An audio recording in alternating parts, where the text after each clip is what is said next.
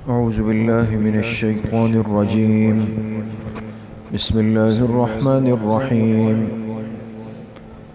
إن الذين سبقت لهم منا الحسنى أولئك عنها مبعدون لا يسمعون حسيسها وهم فيما اشتهت أنفسهم خالدون لا يحزنهم الفزع الأكبر وتتلقاهم الملائكة هذا يومكم الذي كنتم توعدون.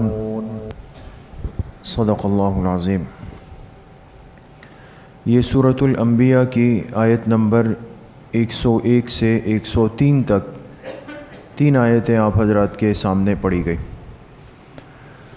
کل کے درس میں یہ بات چل رہی تھی کہ انسان آخرت کے معاملے کو مؤخر سمجھتا ہے کہ ابھی اس میں بہت وقت باقی ہے اور کب آئے گی، لیکن اللہ پاک نے ارشاد فرمایا کہ واقترب الوعد الحق، جو قیامت کا وعدہ ہے وہ بہت قریب آ چکا ہے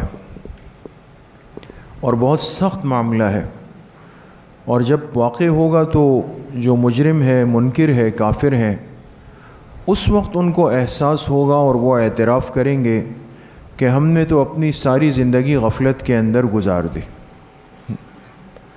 تو اللہ پاک ان سے فرمائیں گے کہ آج تمہیں بھی اور جن کو تم نے دنیا میں اپنا معبود بنا رکھا تھا، معبودان باطلہ، جو تمہارے بنائے ہوئے بت تھے، وہ بھی تمہارے ساتھ جہنم کی آگ کا ایندھن بن جائیں گے. تمہیں بھی جہنم میں جلنا ہے، اور تمہارے جو بنائے ہوئے بت ہے، تمہارے جو بنائے ہوئے معبود ہے، جنہیں تم اللہ کو چھوڑ کے پکارا کرتے تھے، آج وہ بھی تمہارے ساتھ جہنم کے اندر چلے جائیں گے. تمہیں اندازہ ہو جائے گا کہ وہ معبود نہیں تھے بلکہ وہ ناقص عاجز تھے. اگر معبود ہوتے تو آج اپنے آپ کو جہنم سے بچا لیتے. یہ کل کے درس میں بات گزری. اب یہ آیات جب اتری جس میں اللہ پاک نے ارشاد فرمایا کہ تم بھی اور تمہارے بنائے ہوئے معبود بھی، تم دونوں جہنم کا ایندھن بنو گے، جہنم کی آگ میں جلو گے. جب یہ آیات سامنے آئی تو ایک عیسائی عالم تھے جن کا نام عبداللہ ابن الزبعری لکھا ہوا ہے. انہوں نے اس پر ایک اعتراض کیا. اس اعتراض کا جواب اللہ پاک نے آج کی آیات میں ذکر کیا ہے. ان آیات کا ترجمہ ہے ان الذین سبقت لہم منا الحسنی، بے شک جن ہستیوں کے لیے ہم پہلے سے بڑا مقام طے کر چکے ہیں، اولئک عنہا مبعدون، انہیں تو جہنم سے بہت دور کیا جائے گا. لا یسمعون حسیسہا، اتنا دور کہ وہ جہنم کی آہٹ کو بھی نہیں سن سکیں گے. وہم فی مشتہت انفسہم خالدون، اور وہ ایسی جنت میں، ایسی جگہ پر ہوں گے کہ جو ان کی دل کی خواہش ہوگی وہ ان کو ملے گی اور اس میں ہمیشہ رہیں گے. لا یحزنہم الفزع الاکبر، اور وہ تو ایسی ہستیاں ہیں کہ جو بڑی گھبراہٹ کا وقت ہے وہ بھی ان کو غمزدہ نہیں کر سکے گا. وتتلقاہم الملائکہ، اور فرشتے ان کے استقبال کے لیے آ کے کہیں گے ھذا یومکم الذی کنتم توعدون، یہی آج تمہارا وہ دن ہے جس کا تم سے دنیا میں وعدہ کیا جاتا تھا. اب آپ حضرات تھوڑا سا غور سے سنیں گے تو بات سمجھ میں آئے گی، اور بڑی اہم بات ہے. قرآن کریم کی آیت اتری کافروں کے لیے، اور اللہ پاک نے فرمایا کہ تم اور تمہارے بنائے ہوئے معبود، تمہیں جہنم کی آگ میں جلنا ہے. یہ بات جب مشرکین مکہ نے سنی تو ان کی ملاقات ہوئی ایک اہل کتاب عیسائی عالم سے جس کا نام عبداللہ ابن زبعری لکھا ہے. اچھا، ہمارے مفسرین نے یہ بھی لکھا ہے کہ یہ بعد میں پھر ایمان بھی لائے ہیں بعد میں، لیکن جس وقت کی یہ بات ہے اس وقت تک یہ مومن نہیں تھے بلکہ اپنے عیسائی مذہب پر ہی چل رہے تھے. یہ ایک جگہ بیٹھے ہوئے تھے اور یہ مشرکین وہاں سے گزرے تو مشرکین نے ان سے کہا، اس ابن زبعری سے، کہ دیکھو آج مسلمانوں کے پیغمبر پر ایک آیت اتری ہے اور اس آیت میں اللہ پاک نے ان سے کہا ہے کہ کافر بھی اور کافروں کے بنائے ہوئے معبود بھی وہ جہنم کی آگ میں جلیں گے۔ اب ظاہر سی بات ہے وہ تو چونکہ اہل کتاب کے عالم تھے، ذہن تو تیز تھا، اور جب آدمی کسی غلط کام میں لگتا ہے تو اس کا ذہن غلط راستے پہ کام بھی خوب کرتا ہے۔ اس نے کہا میں تمہیں ایک سوال سمجھاتا ہوں تمہیں، اور تم جا کر یہی سوال جا کے مسلمانوں کے پیغمبر سے کر لو، تو دیکھنا وہ لاجواب ہو جائیں گے، کوئی جواب نہیں دے سکیں گے۔ مگر کیا سوال ہے؟ کہا دیکھیں ان سے کہیں کہ قرآن میں آیت اتری کہ تم اور تمہارے بنائے ہوئے معبود جن کو تم پکارتے ہو وہ سب جہنم کی آگ میں جلیں گے، یہی آیت اتری ہے؟ کہا ان سے یہ کہنا کہ یہود نے تو حضرت عزیر علیہ السلام کو معبود بنایا تھا، اور عیسائیوں نے حضرت عیسیٰ علیہ السلام کو اللہ کا بیٹا کہا، اپنا خدا کہا۔ تو یہود نے عزیر علیہ السلام کو کہا، عیسائیوں نے حضرت عیسیٰ علیہ السلام کو کہا، یہ دونوں تو پیغمبر ہیں نا۔ اب اگر آیت کہہ رہی ہے کہ تم اور تمہارے بنائے ہوئے معبود، تو یہود کے تو معبود کون بھی ہے؟ حضرت عزیر علیہ السلام، اور عیسائیوں نے کس کو معبود بنائے؟ حضرت عیسیٰ علیہ۔ تو کیا وہ بھی جائیں گے جہنم میں؟ آپ سمجھے سوال سمجھ میں آیا؟ یہ ایک شبہ اور اشکال جو ہے وہ ڈال دیا۔ یہ بڑے خوش ہوئے کہ چلو بھئی کام کی بات ہاتھ آ گئی، اب جا کے ان کا جو اعتراض انہی پہ لوٹائیں گے اور ان سے کہیں گے چلو جی تمہارا قرآن ہمیں جہنم بھیج رہا ہے، تو بتاؤ یہ دو حضرات جنہیں تم بھی اپنا پیغمبر مانتے ہو، اللہ کے مقبول بندے مانتے ہو، ان کا کیا ہوگا؟ یہ بھی تو ہمارے بنائے ہوئے معبود ہیں۔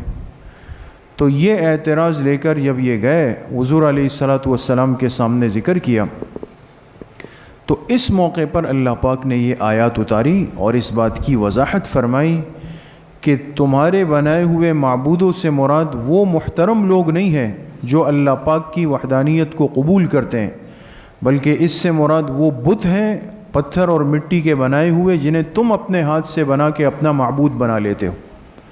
باقی جن لوگوں کے لیے ہم ایک بڑا مقام جنت کا لکھ چکے ہیں، اس لیے کہ جتنے پیغمبر ہوتے ہیں وہ اللہ پاک کے سب سے مقربین ہوں گے آخرت میں، ان کا مقابلہ کوئی نہیں کر سکتا۔ تو اللہ پاک نے اس کا جواب دیا کہ جن کے لیے پہلے سے بڑے مقامات لکھے جا چکے ہیں وہ تو جہنم سے کوسوں دور ہوں گے، اتنا دور ہوں گے کہ جہنم کی جو آہٹ ہے، آواز ہے، وہ بھی ان کو سنائی نہیں دے گی، وہ تو محفوظ ہوں گے۔ تمہارے ساتھ جہنم میں وہ معبود جلیں گے جنہیں تم نے اپنے ہاتھوں کے ساتھ بنایا ہے، مٹی سے، لکڑی سے، پتھر سے، ان چیزوں سے بنائے ہوئے معبود ہے، وہ مراد ہے یہاں پہ۔ باقی جو پیغمبر ہیں وہ تو اللہ کے بڑے قرب کے مقامات میں ہوں گے، اور لا يحزنهم الفزع الاکبر، جو بڑی گھبراہٹ کا وقت ہے اس وقت بھی اللہ پاک ان کو امن میں رکھیں گے، محفوظ رکھیں گے۔ فزع الاکبر، حدیث پاک میں آتا ہے کہ جب قیامت قریب آئے گی تو 3 نفخے ہوں گے۔ نفخہ کہتے ہیں سور پھونکنے کو، جو آپ حضرات ہمیشہ ہر مسلمان اس سے واقف ہے کہ قیامت قائم ہوگی جب حضرت اسرافیل علیہ السلام سور پھونک دیں گے، یہ ایک نشانی ہے، اور سور پھونکتے ہی قیامت قائم ہو جائے گی۔ تو یاد رکھیں کہ احادیث سے یہ بات ثابت ہے کہ 3 نفخے ہوں گے۔ سور کتنی دفعہ پھونکا جائے گا؟ 3 مرتبہ۔ پہلی دفعہ کا جو نفخہ ہے اس کو نفخہ فزع کہتے ہیں، یہ جو آج کی آیت میں ہے لا يحزنهم الفزع الاکبر، نفخہ فزع، یہ پہلا سور اسرافیل علیہ السلام پھونکیں گے، اور اس کا نتیجہ یہ ہوگا کہ جتنی مخلوقات ہے، جتنے انسان ہے، جو بھی جاندار ہے، ان سب کے سب پر ایک بے ہوشی طاری ہو جائے گی، جس کو کہتے ہیں نا ایک غنودگی سی آ جائے گی۔ انسان اپنے کام کاج میں، مصروفیات میں لگا ہوا ہوگا، اور ایک دم ایک آواز سور کی آئے گی، اور اس آواز کو سنتے ہی سب بالکل مدہوش ہو جائیں گے۔ اس کے کچھ وقت کے بعد پھر دوسرا نفخہ پھونکا جائے گا جس کو نفخہ صعق کہتے ہیں، وَيَوْمَ يُنفَخُ فِي الصُّورِ فَصَعِقَ مَنْ فِي السَّمَاوَاتِ۔ نفخہ صعق کا مطلب یہ ہے کہ جب یہ پھونکا جائے گا تو پوری مخلوقات اور ہر جاندار چیز پہ موت طاری ہو جائے گی، سب مر جائیں گے۔ پہلے نفخے پہ موت نہیں آئی تھی، بے ہوشی آئی تھی۔ دوسرے نفخے پہ ہر چیز فانی ہو جائے گی، ہر چیز ختم ہو جائے گی، ہر جاندار چیز بے جان ہو جائے گی، سب دنیا سے چلے جائیں گے۔ اس کے پھر کتنے عرصے کے بعد تیسرا سور پھونکا جائے گا، وہ بھی اللہ پاک کے علم میں ہے۔ وہ ہے اصل نفخہ جس کو نفخہ بعث کہتے ہیں۔ نفخہ بعث کا مطلب یہ کہ وہ سور جب پھونکا جائے گا تو پوری جو جتنی مخلوقات اور جاندار ہے ان سب کو اللہ پاک زندہ کر کے اٹھا لیں گے، اور اسی نفخہ بعث پر اللہ پاک قیامت کے نظام کو قائم فرمائیں گے۔ جو قیامت شروع ہوگی یہ تیسرے نفخے پر شروع ہو جائے گی۔ جو انسان جس قبر میں ہے، دنیا کے جس کونے میں ہے، سمندر میں ہے، مچھلی کے پیٹ میں ہے، جس حالت میں ہے، کسی کو جلایا گیا، کسی کو ہوا میں اڑایا گیا، کوئی کس حالت میں مرا، کوئی کہاں پر تھا، جہاں بھی ہوا، لیکن تیسرے نفخے پر ہر انسان کے جسم کو جوڑ کر اس میں روح ڈال کر سب کو زندہ کر کے میدان محشر کی طرف چلا دیا جائے گا۔ تو یہ کل نفخے کتنے ہو گئے؟ 3 نفخے ہو گئے۔ پہلا نفخہ جو ہے وہ نفخہ فزع ہے، پھر نفخہ صعق ہے، اور پھر نفخہ بعث ہے۔ اس کا تذکرہ اللہ پاک نے آج کی آیات میں فرمایا ہے۔ اور اصل بات جو میرے دوستوں بزرگوں ان آیات میں آج سمجھنے کی ہے، وہ اگر آپ حضرات نے غور کیا ہو کہ ان آیات میں اللہ پاک نے ایک چیز پر تنبیہ فرمائی کہ کبھی بھی انسان کو حق کے مقابلے میں، خیر کی باتوں کے مقابلے میں ایسی بات کے لیے آلہ کار نہیں بننا چاہیے جس سے انسان کے ذہن میں فساد آئے۔ یہ آج جو ہمارے ہاں فتنوں کا زمانہ ہے، اور بہت سارے اللہ پاک کے بندے ایسے ہوتے ہیں کہ جو طرح طرح کے سوالات اپنے دل دماغ میں گڑھ رہے ہوتے۔ ایک اصولی بات یاد رکھیں، کبھی بھی اپنے دل میں، اپنے دماغ میں دین یا اہل علم کے لیے تنقیص نہ لائیں۔ یہ مزاج اگر بنا نا کہ بھئی میں کوئی ایسا سوال کر لوں کہ یہ سامنے والا تھوڑا شرمندہ ہو جائے، اور پھر نیت بھی اس کے لیے کرے جو اہل علم ہو کہ بھئی یہ فلاں عالم ہے، لوگ ان کی بڑی قدر کرتے ہیں، بڑا نام ہے، چلو ایک ایسا فرضی سوال بنا لیتا ہوں، یا ایسا کوئی جو ہے گتھی بنا لیتا ہوں اپنی طرف سے کہ جس میں یہ الجھ جائیں اور لوگوں میں میری واہ واہ ہو جائے کہ جی وہاں فلاں صاحب نے تو ماشاءاللہ آج ایسا سوال کیا کہ عالم صاحب کو ہی بند کر دیا اور وہ بول ہی نہیں سکے۔ یہ یاد رکھیں کہ ہم اہل علم کے محتاج ہیں دین کے سمجھنے میں۔ اپنی زندگی کے اختتام تک کے معاملات ہمیں اسی برکت سے سمجھ میں آتے ہیں کہ زندگی کیسے گزارنی ہے، اور پھر موت کے وقت کی کیا حالت ہوگی، پھر قبر کی زندگی میں۔ اگر آج یہ علم اور علم کی مجلسیں نہیں ہوتی، یہ ہمارے بزرگ اکابر علماء نہ ہوتے، قرآن اور حدیث کو سمجھنے سمجھانے والے نہ ہوتے، تو ہم کیسے قبر پہ ایمان لاتے؟ بعد میں آنے والے حالات پر ہمارا ایمان کیسے ہوتا؟ ساری چیزیں آج انسان اسی لیے قبول کر رہا ہے کہ اس نے علم کی مجلسوں کو، نیک مجلسوں کو اختیار کیا ہے، ورنہ اگر یہ نہ ہو تو انسان کا ذہن کہتا ہے بھئی یہ کیسے ہوگا یار کہ مر گئے، قبر میں دفن ہو گئے، مٹی ہو گئے، ذرہ ذرہ ہو گئے، اور پھر بھی کہہ رہے ہیں کہ نہیں اس قبر کو جنت بنایا جائے گا، اس قبر کو جہنم۔ یہ کیسے اتنی سی قبر ہے جس میں اس مردے کو ہم نے بمشکل 6 فٹ کا رکھا، اور اب کہہ رہے ہیں کہ یہ 70 گز ہر طرف سے وسیع ہو جائے گی۔ ذہن پہ انسان جائے گا، ملحد دہریہ بن جائے گا۔ اور آج الحاد بہت تیزی سے امت کے اندر پھیل رہا ہے۔ ہماری نوجوان نسل چونکہ ان کو مسجدوں سے، ماحول سے، دین سے کاٹ دیا گیا، ہر چیز سے کاٹ دیا گیا، ذہن پرستی اور مادیت پرستی پر لے آیا گیا، سارا زور اس پہ لگا، لہٰذا اب وہ نوجوان، وہ بچے قبول ہی نہیں کر رہے اس بات کو کہ بھئی دین بھی ایک حقیقت رکھتا ہے، ایک ایسی زندگی بھی آنے والی ہے کہ جس میں یہ سارے معاملات پیش آئیں گے۔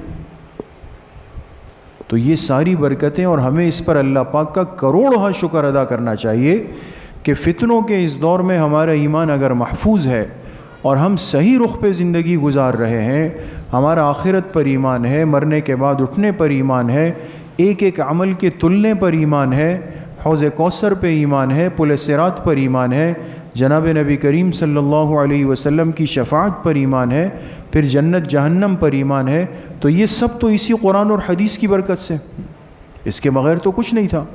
اور قرآن اور حدیث ایک مسلمان کو نصیب ہوتا ہے وہ اہل علم کی برکت سے۔ مقصد صرف اتنی بات عرض کرنی ہے کہ کبھی بھی ایسا ذہن ہمیں نہیں بنانا چاہیے کہ جس ذہن کے بنیاد پر انسان معترض بن جائے، ہر چیز پر ایک اعتراض، ایک اشکال، ایک سوال، اور وہ اشکال اور سوال بھی برائے اصلاح نہیں، برائے تنقید ہے۔ ایک تو یہ بھئی آج کے درس میں کسی ساتھی کو کوئی بات سمجھ نہیں آئی اور وہ پوچھ لے کہ بھئی امام صاحب اس کا کیا مطلب ہے، تو صحیح ہے۔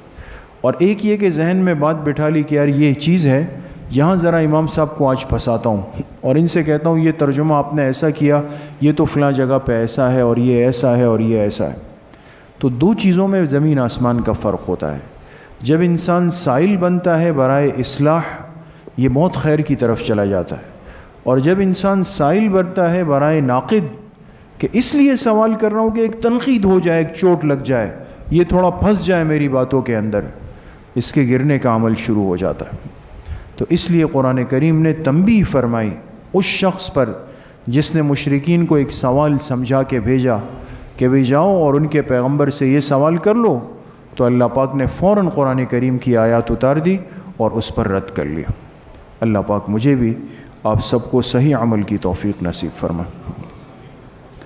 الحمدللہ رب العالمین، الصلاۃ والسلام علی سید الانبیاء۔